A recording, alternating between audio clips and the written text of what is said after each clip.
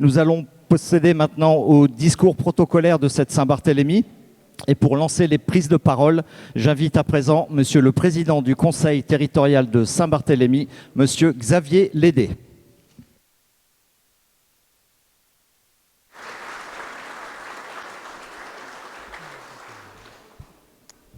Monsieur le Préfet, Madame la Sénatrice de Saint-Barthélemy, Monsieur le Député, Mesdames et Messieurs les élus de la collectivité, Monsieur le Directeur de cabinet représentant le Gouverneur de Saint-Thomas, Monsieur le Président honoraire, Monsieur le Président et Mesdames, Messieurs les membres de l'Association des maires de Guadeloupe, Monsieur le Président de la Chambre économique multiprofessionnelle, Monsieur le Président du Conseil économique, social, culturel et environnemental, mon colonel, Mesdames et Messieurs les présidents d'associations, Mesdames et Messieurs les chefs de service et agents de la collectivité, Mesdames, Messieurs, chers habitants et amis de Saint-Barthélemy. Nous sommes aujourd'hui réunis dans l'hôtel de la collectivité pour fêter Saint-Barthélemy, pour nous retrouver fraternellement, dialoguer dans un esprit de fête. Rien ne pourrait diminuer notre fierté, notre joie et notre envie de célébrer notre appartenance à la communauté que nous formons sur cette île. Permettez-moi tout d'abord de remercier celles et ceux qui se sont déplacés pour assister à cette journée de célébration, de partage et de convivialité. La fête de Saint-Barthélemy est une occasion parfaite pour se rencontrer, se connaître et se parler. C'est une journée qui dépasse le cadre de notre île et la présence de nos élus et amis des îles voisines le montre bien. Merci à tous ceux qui ont contribué et assisté à la très belle messe des marins ce matin. Mon père, vous avez lancé cette journée de la plus belle des manières. Ce n'est pas chose aisée, tant le va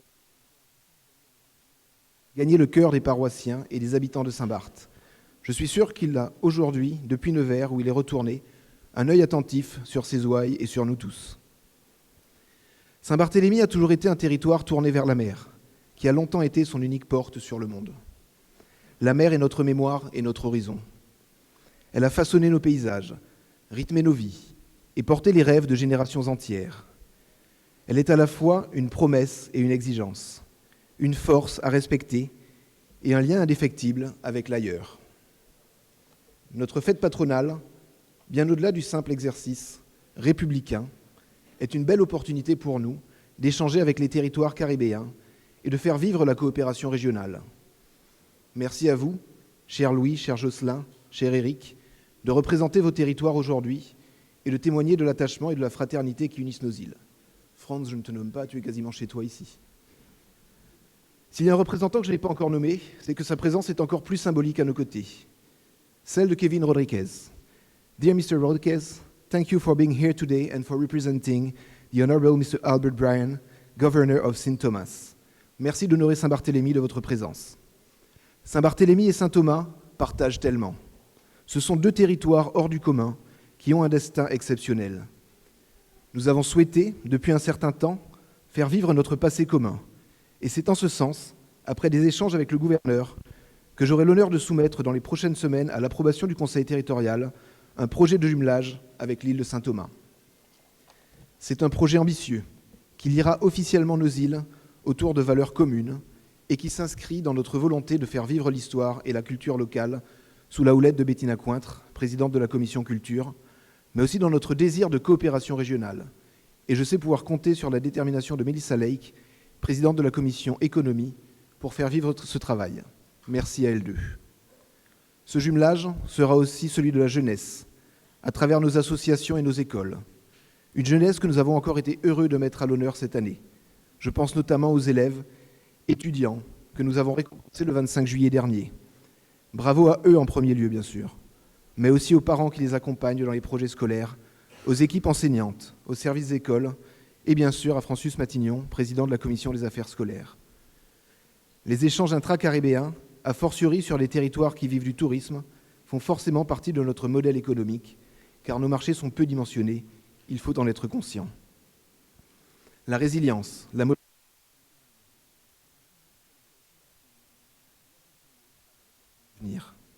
ensemble, elles forment la clé d'un développement harmonieux et durable pour notre île. La résilience, c'est notre capacité à faire face aux épreuves, et Dieu sait qu'il y en a eu ces derniers temps, à nous relever plus fort et à transformer les difficultés en opportunités. La modernité des méthodes qui améliorent notre quotidien tout en respectant notre identité. L'autonomie, enfin, c'est le socle de notre liberté de choix, celle qui nous permet de décider par nous-mêmes et de préserver notre équilibre économique, social et culturel. Je ne le répéterai jamais assez. L'autonomie, ce n'est pas l'indépendance, ce n'est pas l'isolement, bien au contraire. C'est exercer nos compétences tout en ayant des partenaires solides avec qui travailler lorsque nous n'avons pas ou ne pouvons faire seuls. Évidemment, notre collectivité est pleinement mobilisée dans l'exercice de ses missions. Il suffit de regarder les chiffres. Depuis le début de l'année, ce sont près de 1000 délibérations du Conseil exécutif qui ont déjà été envoyées au contrôle de légalité. Contrairement à ce que j'entends ici et là, nous travaillons au quotidien dans l'intérêt.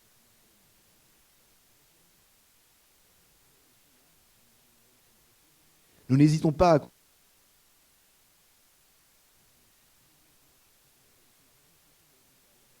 celle de la centrale EDF, mais j'aurai l'occasion de revenir sur ce sujet dans un instant.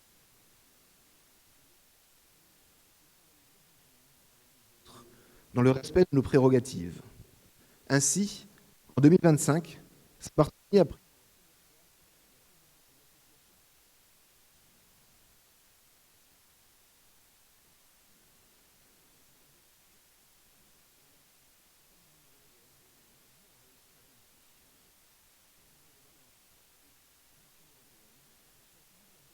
entre territoires ultramarins et soutient des projets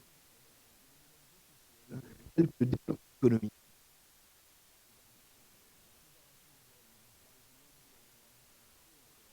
Promotion de la culture.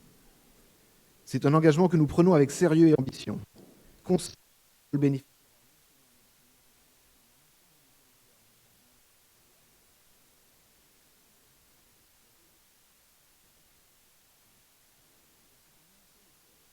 En partageant nos savoir-faire.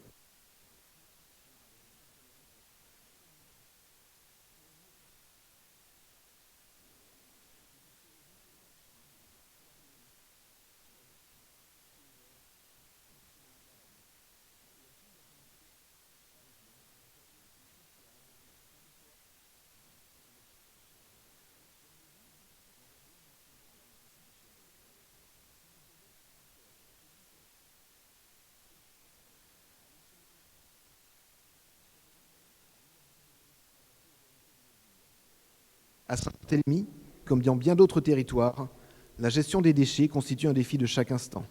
Repenser nos habitudes de consommation, accroître notre autonomie et façonner un territoire plus sobre, plus résilient et respectueux de son environnement. Ensemble, nous serons plus innovants et mieux préparés pour affronter les crises de demain.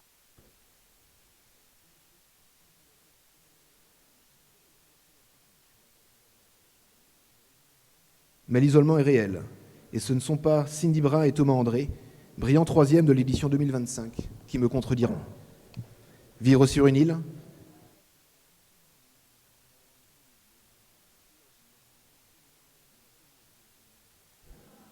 en pleine mer, loin des continents, chaque ressource compte, chaque choix engage. Cet isolement n'est pas une faiblesse.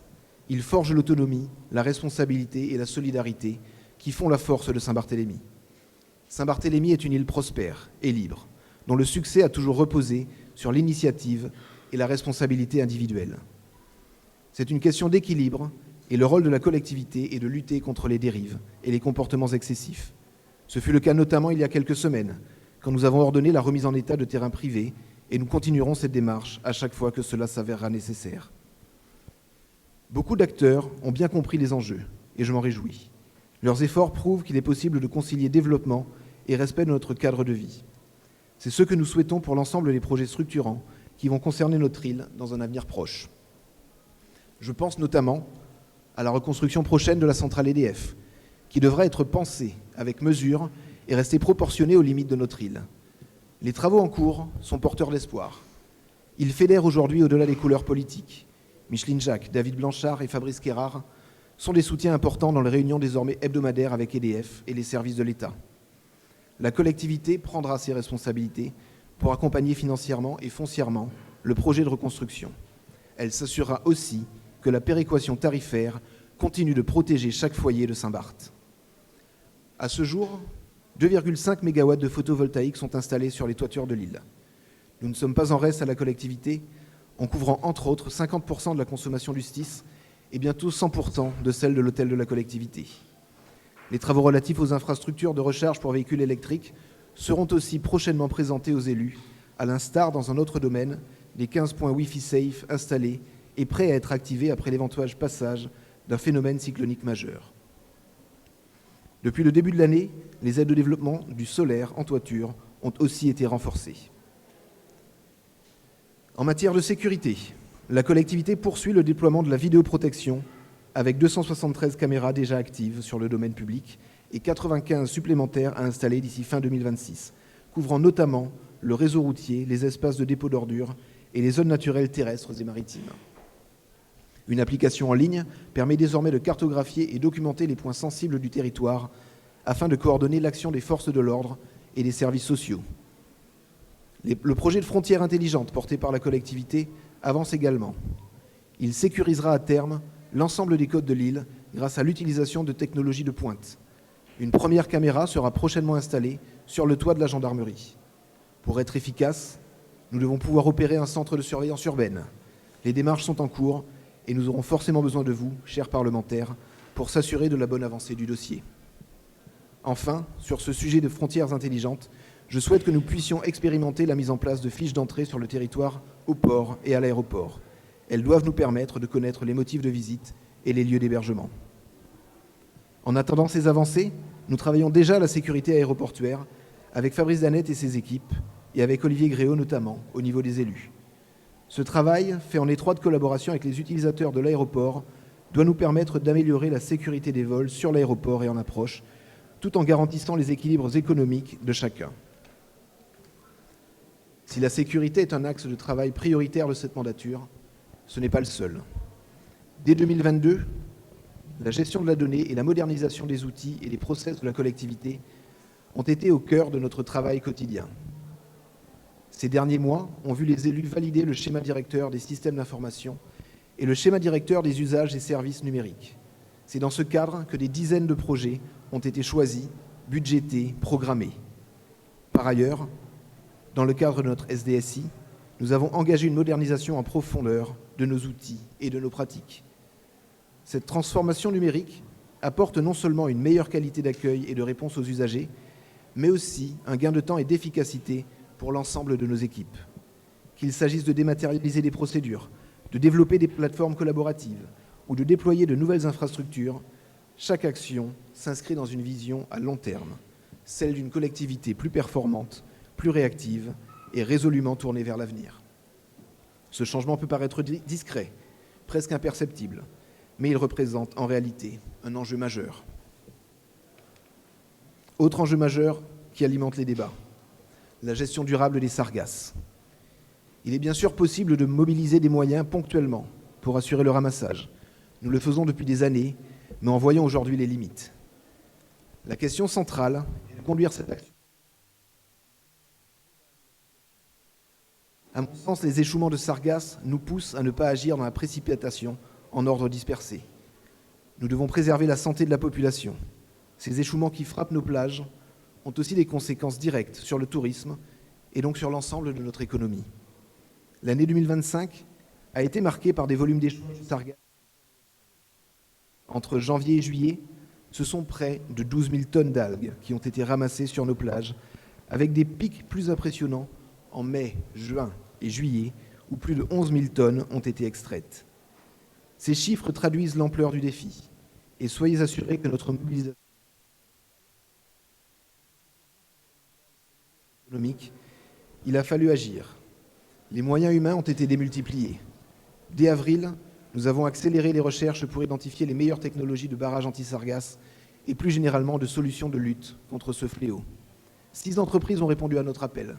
Malgré l'absence de reconnaissance de catastrophes naturelles qui aurait permis d'activer des procédures d'urgence, nous avons poursuivi notre travail avec rigueur. Un marché structuré est en cours d'élaboration, incluant une phase test à Marigot et visant à protéger 4 baies prioritaires. Marigot, Grand Cul-de-Sac, Petit Cul-de-Sac et Anse-des-Cailles. Le 30 juin, une opération pilote a été menée avec le comité territorial des pêches et de l'aquaculture mobilisant 13 marins-pêcheurs et 4 bateaux. Cette action a été suivie d'une subvention exceptionnelle de 120 000 € votée en juillet pour continuer d'expérimenter les marges d'action de nos marins-pêcheurs. Parallèlement, nous avons engagé une réorganisation du site de stockage, avec une étude en cours pour sa mise en conformité, incluant la création d'alvéoles imperméables et le traitement des jus de sargasse. L'urgence avait amené à stocker sur ce site.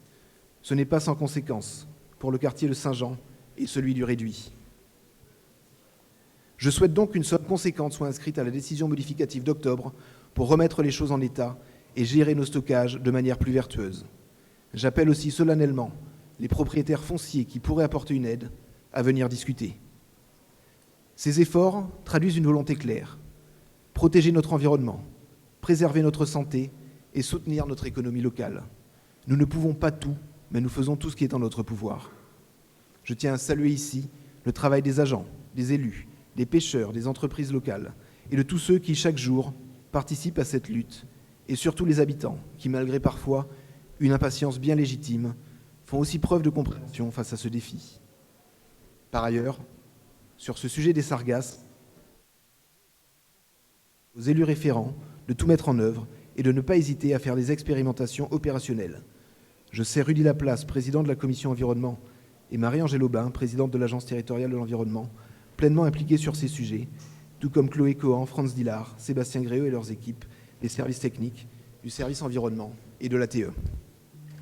Le plan de lutte contre les sargasses est en place, avec déjà plus de 3 millions d'euros engagés à fin juillet, alors que le budget annuel initial était fixé à 2,7 millions.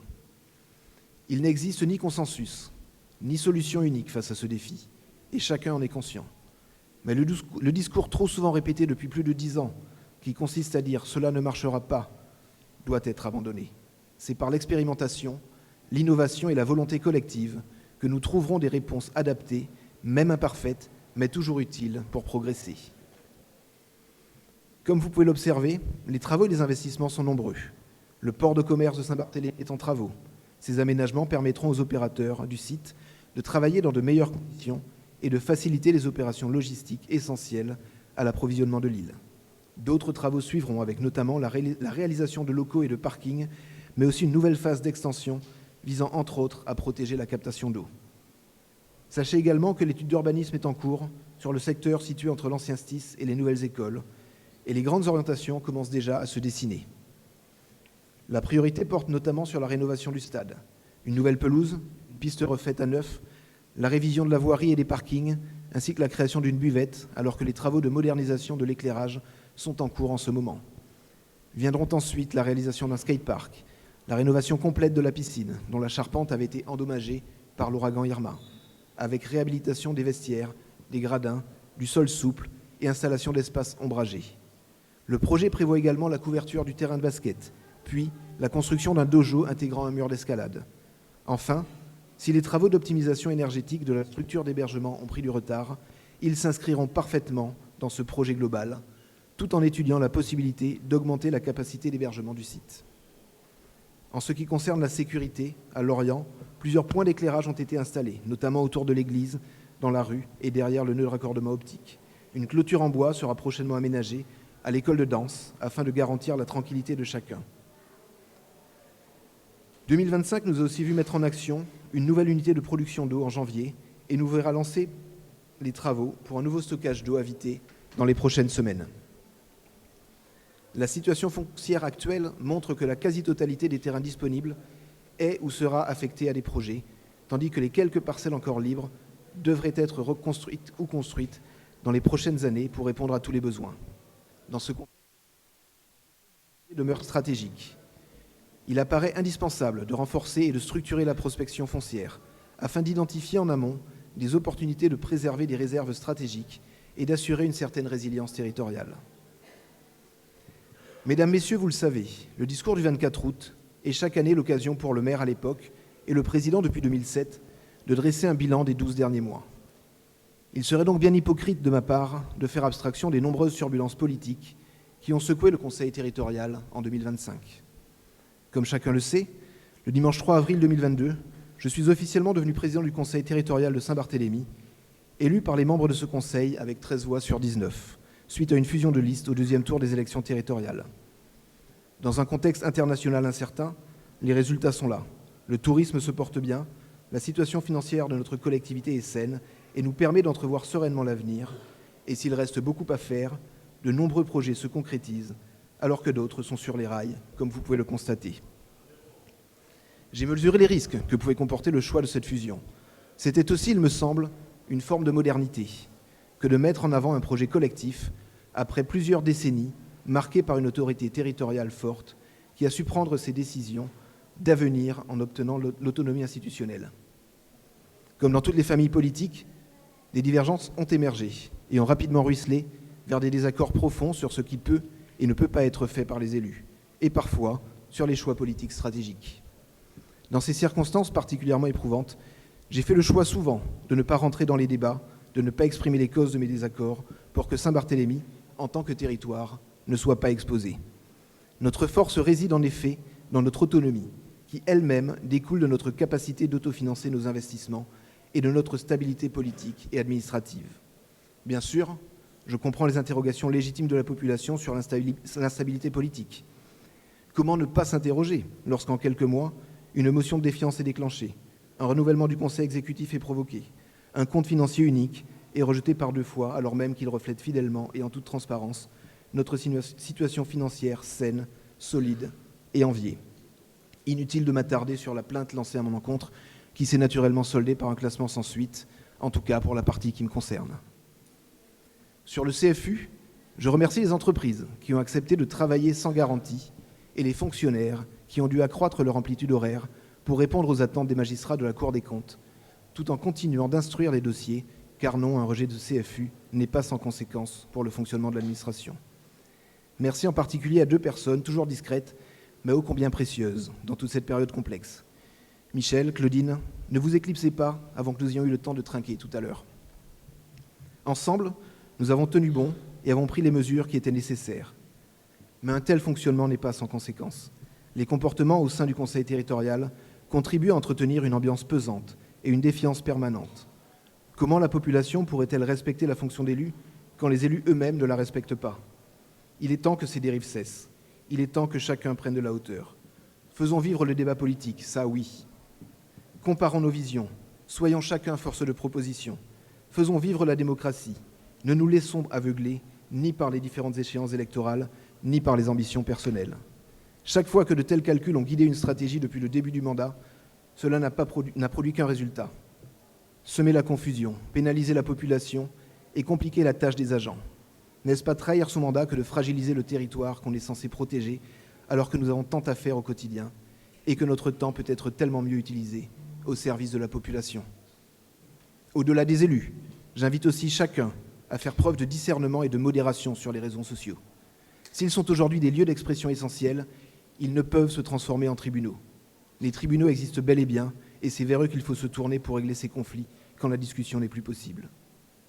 L'heure est à l'unité, au rassemblement, en tout cas avec tous ceux qui ont su rester dans le cadre républicain. C'est le rôle premier du président du Conseil territorial que de fixer des limites, mais aussi un cadre. En juillet, une large consultation associant les acteurs institutionnels, les représentants des chambres économiques et consulaires, ainsi que les chefs de groupes et anciens élus. Merci à vous tous d'avoir répondu présent à cet appel. Cette démarche aura permis de recueillir la réflexion collective et de tracer ensemble des perspectives pour l'avenir. La période que traverse notre île démontre, s'il en était besoin, l'importance de redonner plus de force à notre démocratie locale et de raviver l'engagement citoyen. Plus que jamais, nous devons encourager la participation de chacun à la vie publique, renforcer la confiance dans nos institutions et faire vivre les valeurs qui fondent notre action. C'est pourquoi je souhaite organiser avec la population de Saint-Barthélemy des rencontres territoriales.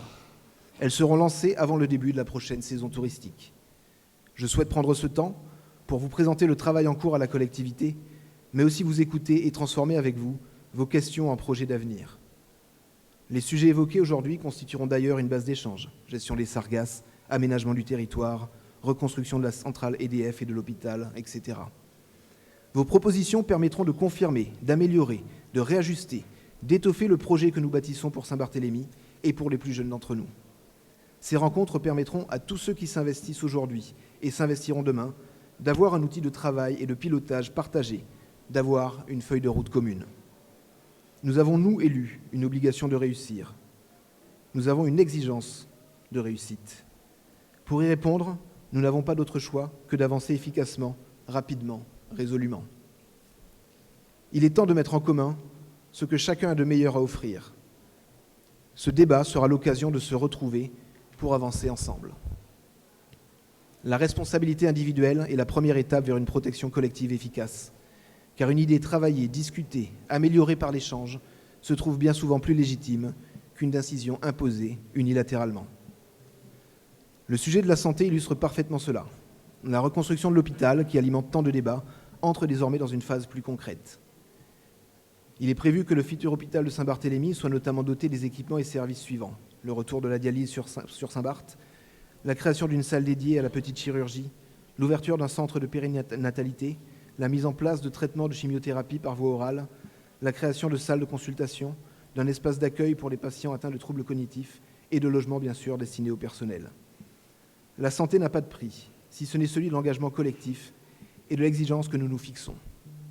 À Saint-Barthélemy, nous devons avoir les mêmes chances qu'ailleurs, et même, compte tenu de nos spécificités insulaires,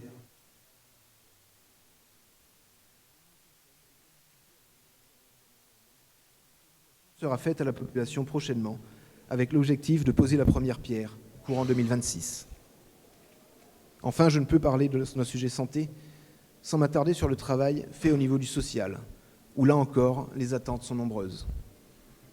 Parmi les nombreuses inaugurations de ces derniers mois, nous avons officiellement ouvert la 2e maison d'assistante maternelle de Lorient en avril 2025. Cette MAM constitue une avancée importante pour l'accueil de la petite enfance à Saint-Barthélemy. Elle offre aux familles une solution supplémentaire de proximité et de qualité pour la garde des jeunes enfants, tout en permettant aux assistantes maternelles d'exercer leur métier dans un cadre adapté, moderne et sécurisé. Je souhaite à cet égard mettre en avant la politique médico-sociale de la collectivité, qui n'est pas toujours celle qui fait les gros titres. En ce qui concerne l'autonomie et l'inclusion, cette année 2025 a été marquée par la venue de la ministre de l'Autonomie et du Handicap, Madame Parmentier-Lecocq, les 8 et 9 avril, ainsi que par la visite de l'équipe de la délégation sénatoriale des Outre-mer le 4 juin, conduite par notre sénatrice. Ces visites officielles ont mis en lumière la nécessité de porter au plus près du territoire les dispositifs de maintien de l'autonomie et d'être toujours plus innovants pour fluidifier le parcours de soins des personnes âgées et ou porteuses d'un handicap. L'accent a été mis sur l'accompagnement à domicile et l'accompagnement en institution des personnes âgées par son travail de prévention et de stimulation. L'inclusion des personnes en situation de handicap doit s'intensifier. Il y a urgence. Tout est prêt en matière d'infrastructure au sein de l'hôpital pour déployer une maison d'accueil spécialisée hors les murs.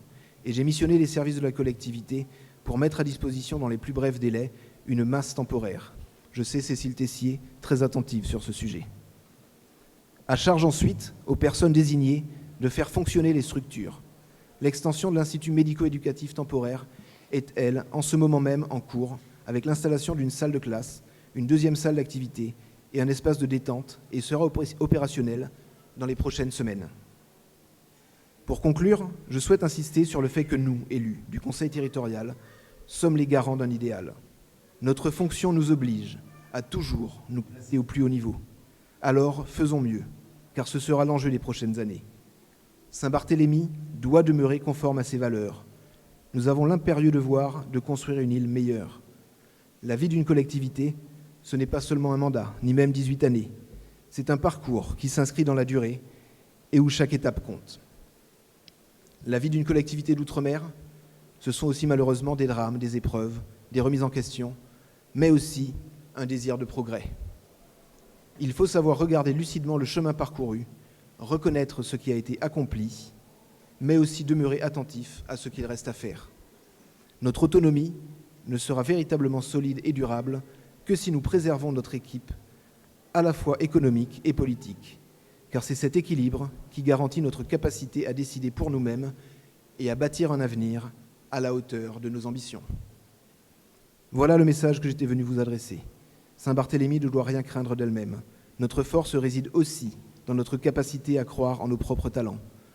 Je le dis souvent, incarnons une idée, celle d'avancer et de réussir, pour nous, ensemble, en confiance, sans jamais douter de nous-mêmes. Cette confiance collective n'exclut pas la lucidité. Elle s'appuie sur le travail, sur la solidarité et sur la volonté de bâtir un avenir qui nous ressemble. C'est en assumant pleinement ce que nous sommes, avec nos valeurs et nos singularités, que nous pourrons relever les défis de demain et poursuivre notre chemin. Chères habitantes, chers habitants, je vous remercie pour votre attention et je vous souhaite à toutes et à tous une très belle et très joyeuse fête de la Saint-Barthélemy.